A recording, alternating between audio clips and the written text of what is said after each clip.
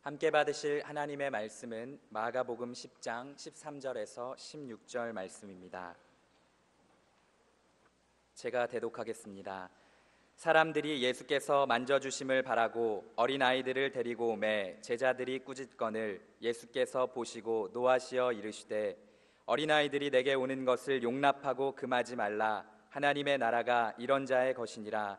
내가 진실로 너희에게 이르노니 누구든지 하나님의 나라를 어린아이와 같이 받들지 않는 자는 결단코 그곳에 들어가지 못하리라 하시고 그 어린아이들을 안고 그들 위에 안수하시고 축복하시니라. 아멘. 5월은 가정의 달입니다. 5월에 어린이날이 있고 어버이날도 있습니다. 5월 첫 주일은 우리 한국교회가 어린이 주일로 지키는 날입니다. 교회가 어린이 주일을 제정하고 지키는 이유가 무엇일까요? 단 하루만이라도 어린이들을 즐겁게 하려는 그런 이유겠습니까? 아니지요. 오히려 이 날을 통하여 어린아이의 중요성을 다시 한번 우리가 생각하고 또 어린아이에 대한 평소 우리 어른들의 태도를 돌아보는 계기가 되면 좋겠습니다.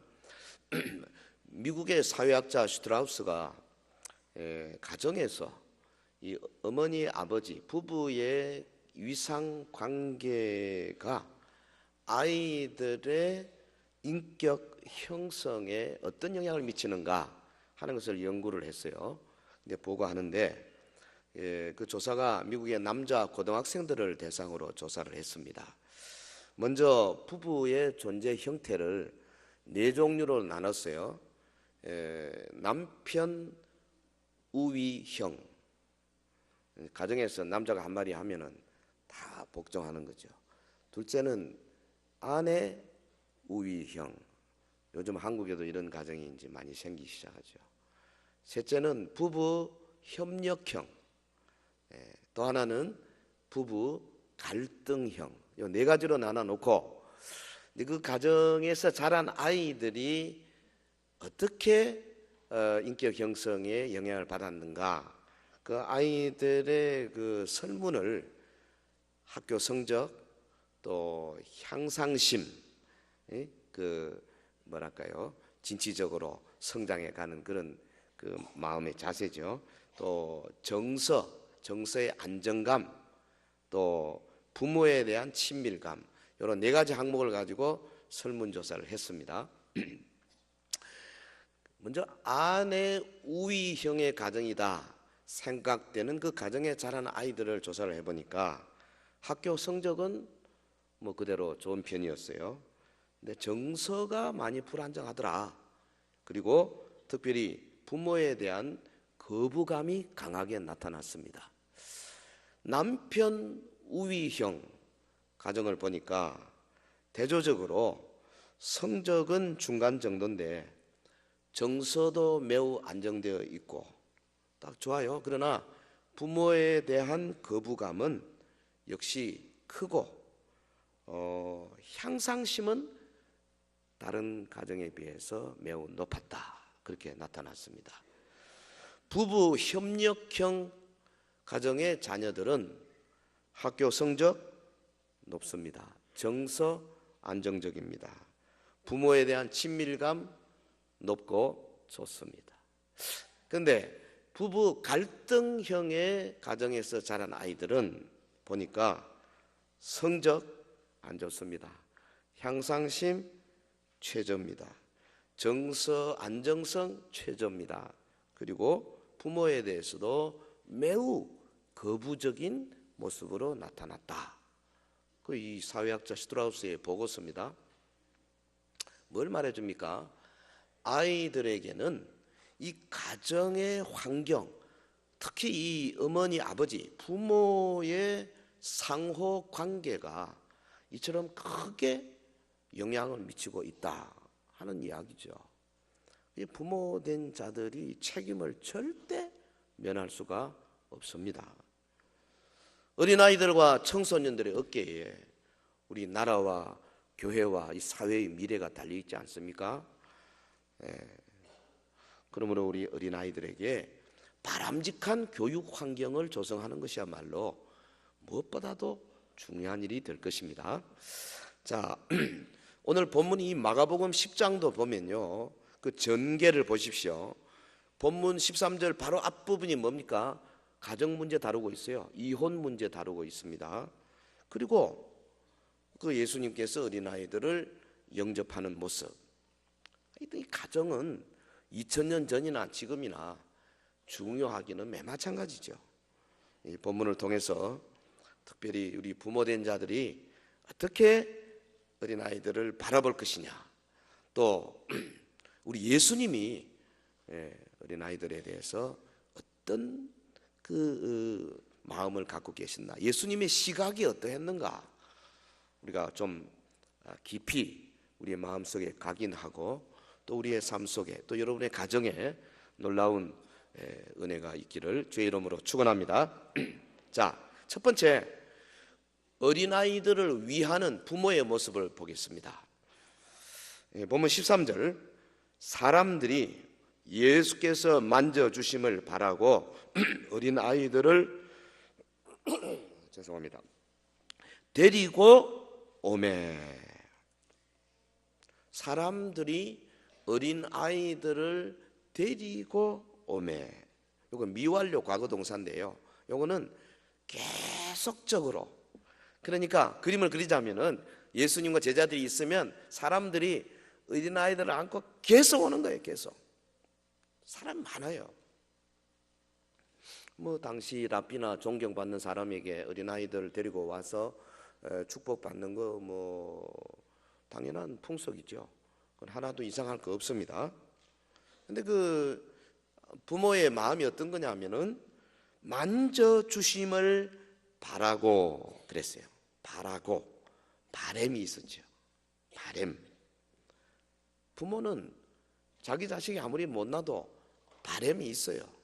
아멘. 무슨 바램이 있습니까? 건강하기를 바랍니다. 공부 잘하기를 바랍니다. 좋은 학교 들어가기를 바랍니다. 부모 말 잘 듣기를 바랍니다. 탈선 안 하기를 바랍니다. 학교 가서 일진 들을 때 매 안 맞기를 바랍니다. 바라는 게 많죠. 특별히 다른 아이들보다 뛰어나기를 바라는 부모들이 많은 것 같아요. 주여, 우리 애는 머리가 되게 하옵소서. 자기 반에 1등 하게 해달라는. 저는 그 기도는 좀 잘못됐다고 봐요. 한 반에 30명 40명 있는데 거기 예수 믿는 사람이 한두 사람이겠어요? 너도 나도 다 1등 하기를 바라면 하나님이 곤란합니다. 그 교통 통제가 잘 안 돼요. 주여, 주신 바 이 아이들 은사를 최대한 발휘해서 최선을 다하게 뭐 이래야지 꼭 1등한. 하나님은 우리의 기도를 들으시는데요, 응답은 하나님의 뜻에 맞아야 응답해 주십니다. 욕심 부린다고 해주는 거 아니죠. 큰 길에 이쪽에 과일 가게가 있고 맞은편에 또 과일 가게가 있습니다. 이쪽 주인이 기도합니다. 주여, 저쪽 과일 가게가 팍 망하게 하시고 저 손님들이 다 우리 가게로 오게 하여 주시옵소서. 아무리 해도 하나님 안 들으십니다. 왜? 그 하나님 뜻이 아니다 그 말이죠. 기도도 주의 뜻대로 가야죠. 바람은 좋은 거지만은 하나님의 뜻에 맞는 바람을 가져야 될 줄로 믿습니다. 바람이 있기 때문에 부모들이 아이를 위해서 헌신과 희생을 마다하지 않지 않습니까? 순기능입니다, 이것은. 그런데 가만 보면 여기 역기능도 있어요. 너무 많이 바래요. 그래가지고 아이들의 장래를 부모의 뜻대로 하려고 하는 부모들이 얼마나 많습니까? 야 이놈아, 나는 6.25 전쟁 이후로 나는 공부를 못했지만 나는 판사가 돼야 되고 의사가 돼야 되고, 아니 얘는 지금 은사가 음악이고 미술이고 막 이런데 기약코 의사 되게 공부하다가 그만 뜯어치우고 늦지막하게 돌아온 사람이 얼마나 많은지 아십니까? 그 인생 망하는 거예요. 그러니까 기도하면서 너무 부모의 욕심대로 아이를 끌고 가면 안 됩니다. 아이는 부모 게 아니에요. 주님 겁니다. 주님이 주신, 잠시 우리 부모에게 맡겨놓은 주님의 소유예요. 그래서 주님이 원하는 대로 키워야 되지 않겠습니까? 부모의 지나친 열성 때문에 우리나라 과외 또 뭐 사설 학원 그 수업 등의 피해가 얼마나 큽니까? 만국지병이라 그러잖아요. 성도 여러분, 여러분 아이에게 어떤 기대를 갖고 있습니까? 이 아이들이 같이 있기 때문에 조금 이게 설교하기가 쉽지는 않은데요. 사게 들으라. 오늘 본문의 이 부모들은요, 우리에게 좋은 귀감이 돼요. 아이에 대한 자기들의 기대 심리를 어디로 몰고 갔냐면 예수님께로 귀착을 시켰어요. 아이들이 예수님 품에 안기면 그럼 대만족이다 이겁니다. 이게 아주 좋아요. 여러분, 본문의 이 데리고 오메, 헬라말로 프로스페로, 하나님께 드리는 의미로 딴 데서는 많이 썼어요. 하나님께 드린다 이 말이에요.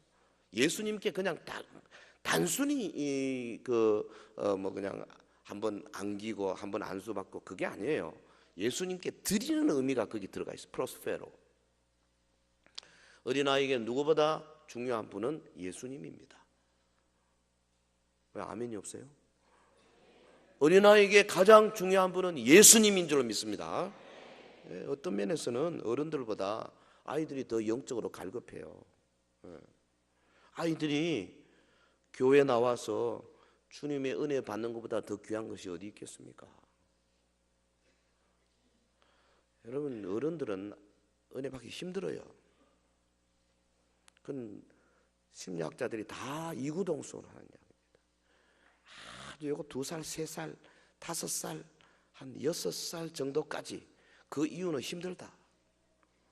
유년부도 이미 힘들어요. 요놈들도 말 안 들어요. 좀 속에 보면 뭐 온갖 욕심, 거짓말, 과장 뭐 다 있어요. 아주 제일 좋은 거는 영아, 유아 요때예요.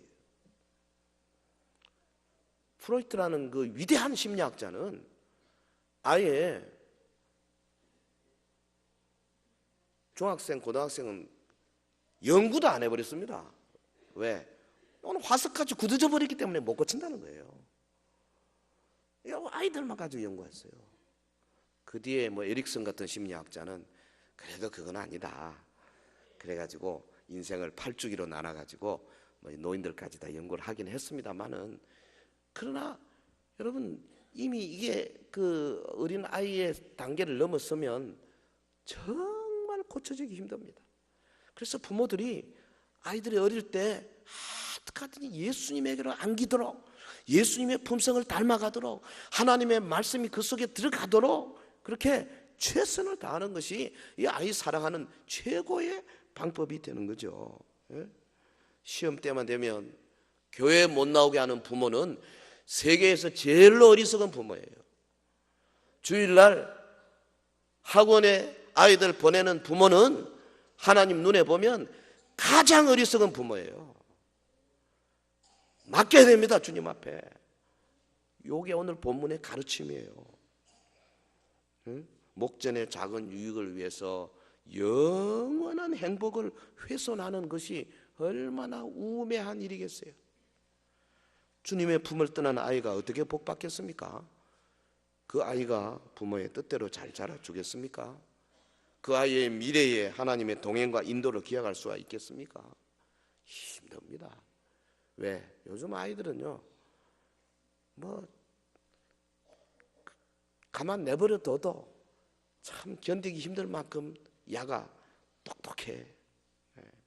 얼마나 똑똑한지 몰라. 수십 년 전에 우리 어릴 때 가만히 생각해 보면 어른이 한마디 하면 바보같이 다 속았어요. 지금은 안 속아. 여러분, 좋은 아빠가 되어야 할 줄로 믿습니다. 어떤 아이가 밤이 되어 잠자리에 들어갔습니다. 5분쯤 지난 후에 곁에 누운 아빠를 부릅니다. 아빠, 왜? 나 목말라요. 물 한 컵 갖다 주실래요? 너 아까 마시지 않았냐? 불도 껐다. 자라. 한 5분쯤 있다가 다시 묻습니다. 아빠, 왜? 목마른데 물 한 컵 갖다 주시면 안 돼요? 그럼 지가 가서 갖다 오면 되는데 이놈이 계속. 그래, 아버지가 아까 말했잖냐? 한 번만 더 하면 맞는다 너. 그리고 한 5분쯤 또 가만히 누워있다가 요놈이 아빠 왜 그러냐? 아빠 매 때리러 오실 때 물 한 컵 갖다 주시면 안 돼요? 이 좋은 아빠 되기 힘들어요. 좋은 엄마 되기도 힘듭니다. 미국에서 400만 부 이상 돌파한 그 베스트셀러 작가 아트 링클레터, CBS 방송의 그 하우스 파티라고 하는 생방송 토크쇼 프로그램을 26년간 진행을 하면서 그 느낀 바를 책으로 정리했습니다. 그중 이런 이야기 있어요. 이 토크쇼에 아이들을 불러다 놓고 물어봅니다. 너 앞으로 뭐가 되고 싶으냐? 애들이 그 나름대로 대답을 하는데, 어떤 4살 배기 어린애가, 우리 4살이면 이제 우리나라로 한 5살쯤 되죠. 나는 엄마가 될 거예요. 당연하죠. 엄마가 되죠. 그래서 사회자가 참 듣기 좋은 대답이구나. 그래. 엄마가 되어서는 어떻게 할래? 그랬더니요, 요 4살짜리가 제가 엄마는 되지만은 아이는 안 낳을 거예요. 그러는 거예요. 그래서 사회자가 그것도 왜 애를 안 낳아? 그랬더니 이 4살짜리가 하는 말이 애들은 골치 아프니까요. 자기가 엄마한테 골치 아픈 존재인 줄 자기가 아는 겁니다. 4살만 되면. 그래서요, 복음은 2살 때부터 시작해야 돼요. 우리 교회 영아부가 꼭 있어야 합니다. 아멘. 어릴 때부터 가르쳐야 돼요. 가장 훌륭한 부모의 역할은 무엇보다도 자녀를 예수님께로 데리고 와서, 그래서 예수님의 품에 안기도록 하는 거예요. 그럼 요즘 지금 뭐 예수님 눈에 안 보이는데 어떻게 합니까? 주일학교로 데려오라 이거죠. 그래서 그 주일학교의 분위기, 주일학교의 말씀, 주일학교에서 일어나고 여러 가지 그 모임, 예배, 또 분방 공부 이런 걸 통해 가지고 이 아이가 예수님의 품에 안기도록 해야 될 줄로 믿습니다. 주일학교 교사 여러분들 정신 바짝 차려야 돼요. 내가 맡은 우리 반 20분 30분 공부할 때 여기에 예수님이 임재해야 된다. 이 강한 확신이 있어야 돼요. 교사들이 뭐 적당히 지 실력으로 그냥 조금 해가지고 애들한테 뭐 좀 가르쳐주고 그러고 뭐 보내고 일주일 내내 아이들을 위해서 기도 한 번 안 하고 이름 한번 안 불러주고 그리고 주일 오는 교사는 빨리 사표내야 돼요. 그 교사 때문에 아이들은 망하는 거예요. 그렇기 때문에 이 자리가 바로 예수님을 만나게 하는 자리다. 요 의식이 강하게 있어요. 여기 오늘 본문에 보면 부모들은 하여튼 자기 애를 예수님께로 데려오려고 데리고 오매 현재 진행이에요. 자꾸 왔어요. 자, 그 다음에 또 두 번째가 누가 있냐면 제자들입니다. 제자들의 모습.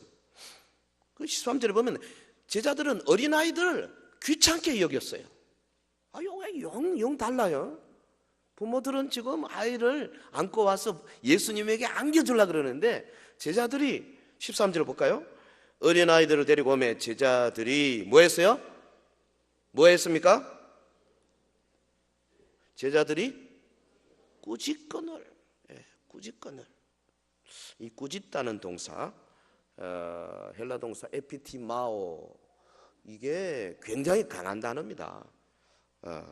제자들 아마 그 요 에피티마오 동사를 가만히 생각해 보면 어린아이들이 이제 그 부모의 손에 잡혀가지고 올 때 제자들이 그냥 꾸짖는다 말로 하는 게 아니고 막 밀어낸 것 같아요.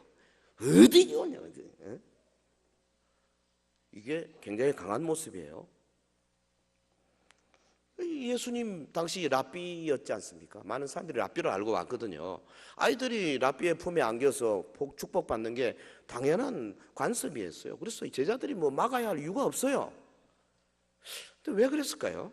제자들의 마음속에 아마 자기도 모르게 근위의식이 있은 것 같아요. 뭐 이 사람들 별 볼일없는 사람들이 아니었습니까? 갈릴리 호수에서 어부하던 분, 뭐 공부도 별로 못한 분이었어요. 천민입니다. 별로 뭐 유대 사회에 알려진 사람들도 아니고요. 그런데 당시에 최고의 선지자요, 놀라운 능력을 가진 예수님의 뽑힌 제자가 됐어요. 예수님 따라다니면서 폼 잡는 거죠. 딱 둘러진치고. 그래가지고 예수님 오는 사람 자기가 딱 안 돼, 가. 이게 이상한 건의의식이 생긴 거예요. 이 교회도 그럴 수 있어요. 우리 교회처럼 이렇게 큰 교회에서는 그런 일이 잘 없겠지만 작은 교회, 제가 예전에 뉴욕에서 개척했을 때 처음에 둘이서 4명이서 10명이서 20명 30명 50명 한 50명쯤 될 때 어떤 현상이 벌어지냐니까, 처음 먼저 와서 자리를 잡은 분들이 한 5-6명 남자 집사들이, 제가 몰랐죠. 한 2-3년 지나면서 그런 현상이 생기기 시작하는데, 이분들이 딱 진을 짜가지고 되게 뭐 야채 가게 하는 사람들, 뭐 피시, 또 뭐 그런, 그러니까 막노동하는 사람들이죠. 이분들이 탁 둘러진 쳐가지고 뭐 의사가 들어온다든지 교수가 들어온다든지 혹은 뭐 사회적으로 조금 이름이 있다 이런 분들을 은근히 밀어내는 거예요. 그래서 한 80명 되었을 때 1년 동안 왔다가 가고 왔다가, 야, 왜 그런가 제가 기도하면서 가만히 살펴보니까 그렇더라고요. 어느새 그런 현상이 생기기 시작하더라고요. 아마 우리 교회 안에도 이곳저곳에서 100% 깨끗한 교회는 지구상에 없으니까 그런 요소가 있을 겁니다. 왜냐하면 새로 오신 분들이 가끔 저한테 불평하면서 교회를 떠날 때 말을 들어보면 그런 걸 좀 느끼는 것 같아요. 우리가 조심해야 합니다. 내 말 한마디, 우리 밥 먹을 때도요, 맨날 같은 분끼리 먹는 거 안 좋습니다. 오래 다니신 분들만 똘똘 뭉치지 마세요. 그러면 새로 오신 분들이 소외감을 느껴요. 낄 데가 없어요. 낄 데가. 그래서 이사의 구역이 열린 구역이 돼야 된다는 이야기, 바로 그 이야기예요. 아이고 뭐 나는 별로 잘못한 거 없는데요. 그럴 수 있습니다만은 바깥에서 보는 사람들 그렇게 보지 않습니다. 그래서 오래 믿은 사람일수록 우리 장로님들이나 권사님들이나 혹은 우리 교회에 그래도 좀 주인으로서의 역할을 하는 분들일수록 새로 오신 분, 얼마 안 된 분들을 더 찾아가서 그들과 더 섞이려고 참 노력을 많이 해야 됩니다. 이 제자들 보세요.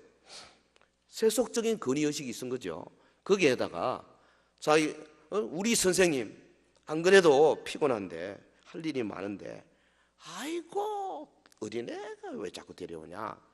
그 당시 사회에서는요, 어린아이와 여자들은 축에 끼지도 못했습니다. 숫자에 들어가지 않았어요. 성경에 뭐 5,000명을 먹였다, 그거는 누구만 5,000명입니까? 장정만 5,000명. 여자는 들어가지도 않아요. 60만이 나왔다, 여자 안 낍니다. 애들도 안 껴요. 그런 시대였어요. 지금 그랬다가는 혼나죠. 지금은 뭐 여성 해방 운동자들이 가만 놔둡니까? 큰일 납니다. 근데 그 시대는 그랬었어요. 그러면 이 제자들의 마음속에 이처럼 바쁜 우리 선생님을 어디서 말이야 애들을 젖먹이들 데리고 와가지고 괴롭히느냐고. 그리고 아주 에피티마오 사정없이 밀어낸 거죠. 뭐 당연한 것 같습니까? 우리가 볼 때는 당연할 수 있습니다. 인간 생각에는 흔히 그럴 수 있습니다. 근데요, 예수님의 눈에는 이게 어떻게 비쳤습니까?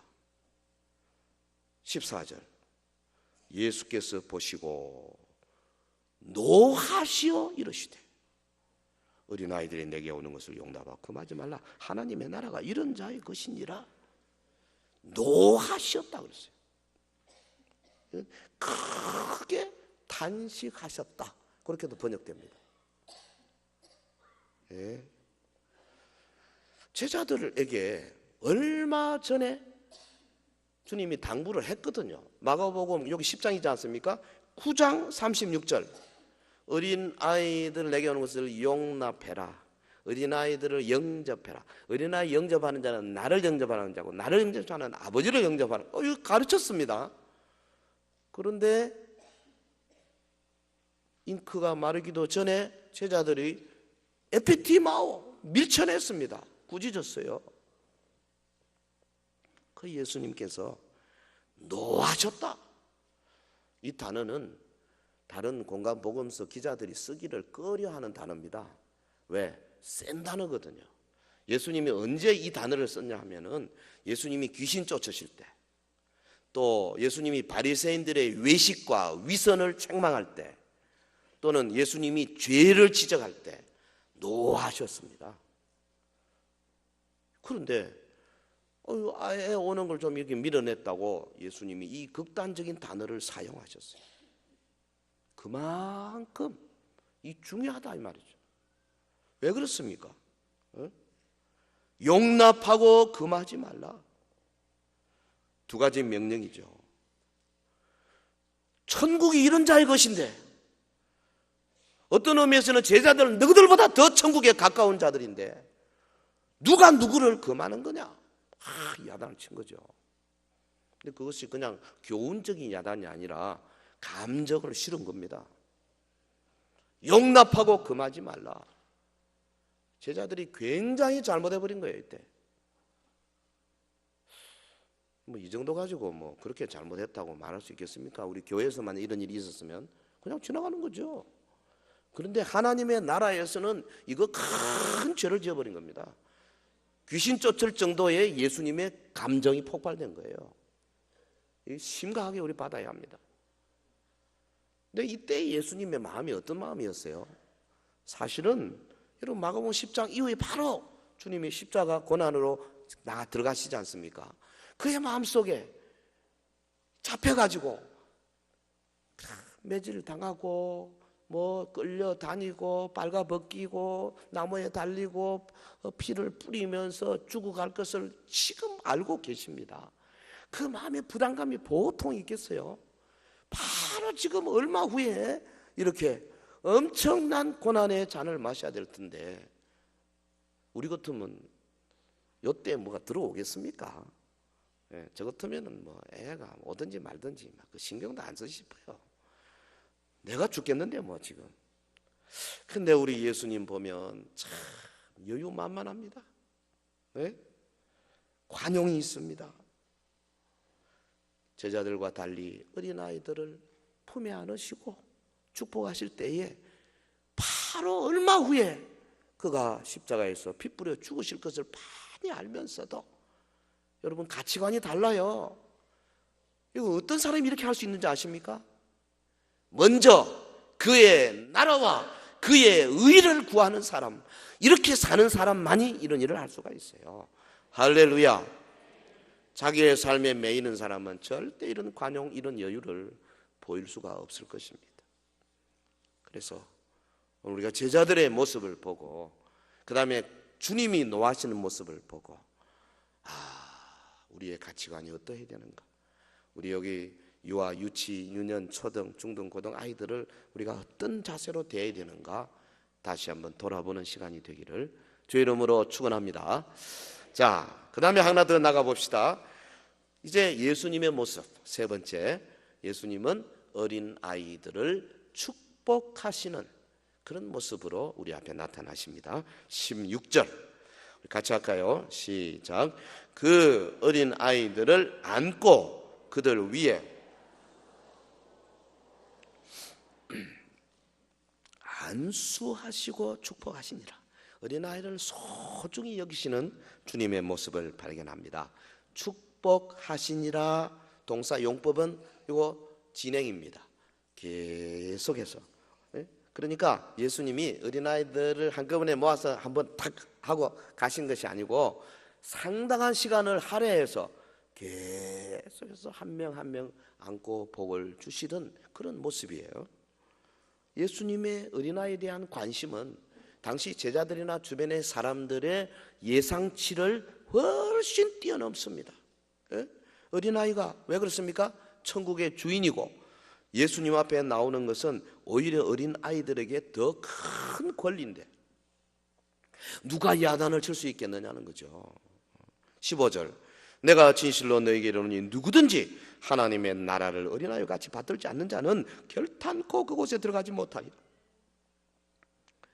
누구든지 내 이름으로 이런 어린아이 하나를 영접하며 곧 나를 영접함이니.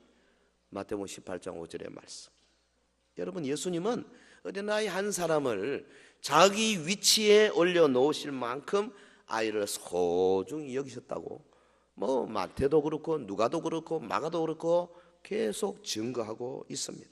주님은 어린아이들을 정성을 다해서 축복해 주셨어요. 어린아이들 축복받으며 자라야 합니다. 아멘.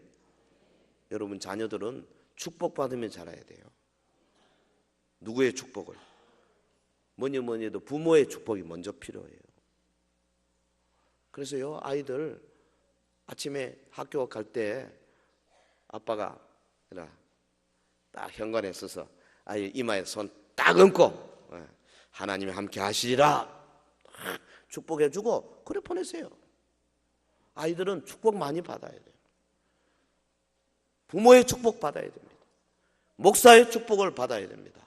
그리고 예수님의 축복을 받아야 할 줄로 믿습니다. 흔히 우리 속에는 성인들만 축복받으면 된다는 생각이 많지 않아요.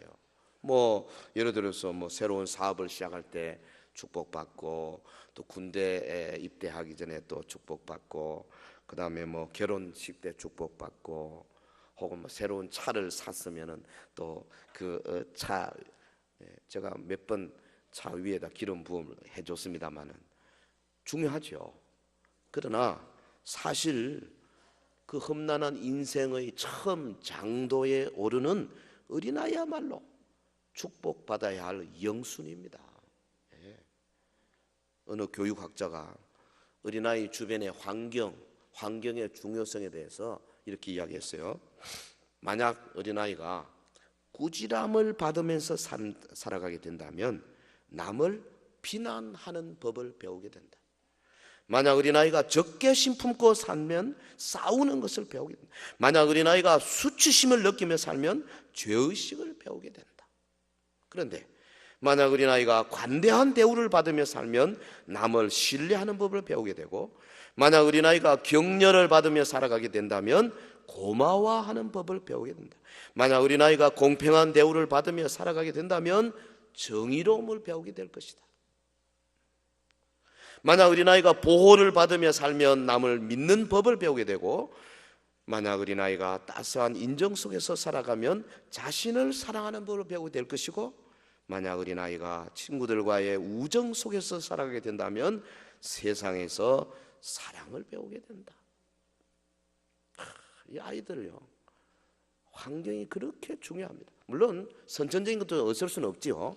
그러나 지금 20세기 그 유명한 심리학자들이 아이들 다 연구해 본 결과에 의하면 선천적인 것보다 이 환경, 후천적인 환경이 훨씬 더 중요해요. 아이가 태어나자마자 응아 하고 울지 않습니까? 세상에 태어났다 이거예요. 이 서글픈 세상, 이 고난의 세상. 그러면서 시작해서 자라기 시작한 하루 자라는데 제일 먼저 하는 게 뭡니까? 애가 입으로 이 구강기죠. 입으로 뭐든지 가면 빨아들입니다. 왜 그렇게 만들어놨습니까? 엄마 젖을 빨도록 그렇게 만들어놨거든요. 그래서 저 비슷한 것만 갖다 주면 무조건 빱니다. 아무거나. 그런데 배가 고파서 빨려고 하는데 이거 뭐 1시간을 기다려도 아무것도 들어오는 게 없고 2시간을 아무리 빨아도 들어오는 게 없고 하면은 얘가 울면서 뭘 생각을 하게 됩니까? 머릿속에 자기도 모르게 영혼 속에서 이놈의 세상은 아무리 울어도 믿을 만한 세상이 못 되는구나. 요게 1살짜리가 요거 배우게 됩니다. 그래서 불신, 이 불신이라고 하는 게 어린 아이의 영혼 속에 딱 들어가면요, 에릭슨의 말에 의하면 죽을 때까지 안 없어져요. 못 고쳐요. 그런데 배가 좀 고픕니다. 울면서 빨아들이는데 엄마가 딱 보고 한두 번 조금 더 하다가 얘가 지치기 전에 얼른 젖을 탁 먹이면 얘가 어떻게 하냐, 이 세상은 믿을만 하구나. 내가 빨아들이니까 들어오는 게 있구나. 그 세상을 신뢰하게 되는 거예요. 그때 이 신뢰가 영혼 속에, 마음 속에, 무의식 속에 싹 들어오는 거예요. 그리고 이 애들은 앞으로 누가 말하면 잘 믿어요. 여러분 성교원이나 유치원 가보세요. 10명을 딱 앉혀놔놓고 선생님이 이야기합니다. 그러면 한 서너 종류로 착 갈라져요. 어떤 애들은 선생님이 뭐 콩으로 뭐 매주 파트로 뭘 했나 하더라도 무조건 믿습니다. 우리 선생님이 말했으면 이거 믿습니다. 어떤 애들은 콩으로 매주 쏜다 그래도 딱 쳐다보고 에이 거짓말, 이런 애들이 있어요. 안 믿어요, 안 믿어. 그럼 걔가 잘못입니까? 아닙니다. 걔가 그렇게 이 속에 불신이 들어와 버린 거예요. 못 고쳐요. 그래서 후천적으로 교육을 아무리 해도 껍데기만 벗겨지지요. 속에 진수가 안 벗겨지는 거예요.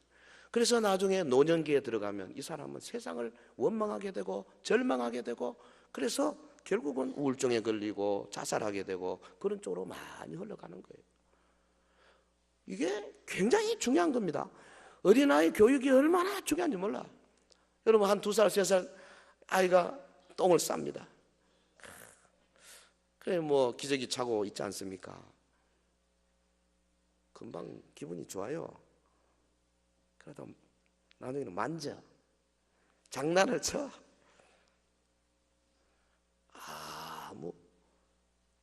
아무 조치를 안 하고 가만히 내버려두면 아이가 어떻게 되겠습니까? 이걸 가릴 줄을 모르는 거예요. 다시 말하면 자율성을 배울 기회를 놓쳐버리는 거예요. 여러분 그래서 부모가 아이가 자기가 할 만하도록 자꾸 만들어가고 조금 기다려주고 이렇게 해서 키워야 되지, 애가 하기 전에 얼른 가서 부모가 다 해버리면 애가 완전히 바보가 되는 거예요. 바보가. 이렇게 자율성을 못 배운 애들은 나중에 컸어도요 뭐든지 누가 안 해주나 전부 주변의 사람들만 쳐다보고 있는 겁니다. 그런 사람들이 있어요. 정도의 차이가 있을 뿐인데요, 어떤 사람은 심각하고 어떤 사람은 좀 작고 그렇습니다. 그래서 이 아이를 어릴 때부터 잘 키워야 돼요. 요 가만히 보면요, 이 초등학교 때는 뭘 가르쳐야 되냐면 얘들 공부하는 법을 가르쳐야 돼요. 엉덩이 붙이고 앉아가지고 30분, 1시간 책 보는 법을 꼭 가르쳐야 돼요. 여기 근면성입니다. 근면성. 요때에 이 한 6살에서 12살 사이에 근면성을 못 가르쳐 놓으면 평생 애들은 근면 못해요. 나중에 고등학생, 대학생 들어가도 30분을 책을 못 봐. 들썩들썩 계속 쫓아다니는 거죠. 그러면서 뭐 나중에 한다는 소리가 뭐 나는 뭐 여행을 좋아한다나 뭐, 그게 원래 어릴 때 잘못 가르쳐서 그런 거예요. 사람은 균형 잡혀 키워야 되거든요. 영적인 것도 꼭 마찬가지입니다. 여러분 가정의 환경 속에서 축복받으며 자라도록 만들어야 돼. 그래서 자녀들에게 사랑을 가르치고 관대함을 가르치고 격려하는 것을 가르치고 따스한 인정을 가르치고, 이것을 삶을 통해서 배우게 되면 이 아이가 거기에 그리스도의 복음의 말씀을 딱 받아보세요. 이 세상에서 훌륭한 어른이 되는 겁니다. 사랑하는 성도 여러분, 예수님께 안기는 아이들은 엄청난 복을 받습니다. 믿습니까? 예수 이름으로 모이는 주일학교에서 어린아이들은 진정한 사랑이 무엇인가를 배웁니다. 아니 주일학교가 그렇게 배우도록 해야 됩니다. 아니 교사들이 이를 위해서 목숨 걸어야 됩니다. 안 그러면 주일학교 뭐 필요가 있어요? 그냥 같이 예배드리는 게 제일 낫죠. 사실은 아이들을 어른들과 같이 예배드리는 게 굉장히 좋아요. 이게 중요한 거예요. 그래서 아이들이 보세요. 이것들이 자기들 유년부 보내, 이 초등부지. 초등부 보내면 10분도 못 앉았어. 막 떠들고 장장인데 꼼짝 못하고 딱 앉아서 예배 드리고 있잖아요. 이거 훈련해야 돼요. 유태인들은 보면 유태인들 한 대여섯 살짜리 아들 3시간, 4시간씩 딱 앉아가지고요 토라 공부합니다. 그 훈련하니까 다 되더라고. 그래서 그 유태인들에게서 최고의 학자들, 최고의 과학자들이 계속 나오지 않습니까? 말씀을 맺겠습니다. 어린아이는 가정의 미래고 교회의 미래고 국가의 미래입니다. 청소년 비행, 청소년 문제, 우리 신문 사회면이 한시도 조용할 날이 없는 것은 뭐냐? 어른들이 잘못하기 때문에 그런 거거든요. 어린아이 때부터 우리 예수님께로 아이들을 인도해야 합니다. 야단치는 것보다 마치 예수님 대하듯이 사랑과 정성으로 이들을 대하고 예수님이 그들을 용납하듯 우리도 그들을 용납해야 할 것입니다. 그리고 우리 어른들도 어린아이들로부터 하나님 나라를 받아들이는 자세를 배워야 할 것입니다. 하나님 절대 의존의 자세, 순종의 자세, 겸손의 자세, 이것을 어린아이에서 배우시기를 바랍니다. 오늘은 복된 날입니다. 이날에 하나님의 은혜와 축복이 여러분의 가정과 자녀들에게 충만하기를 예수 이름으로 축원합니다. 축원합니다.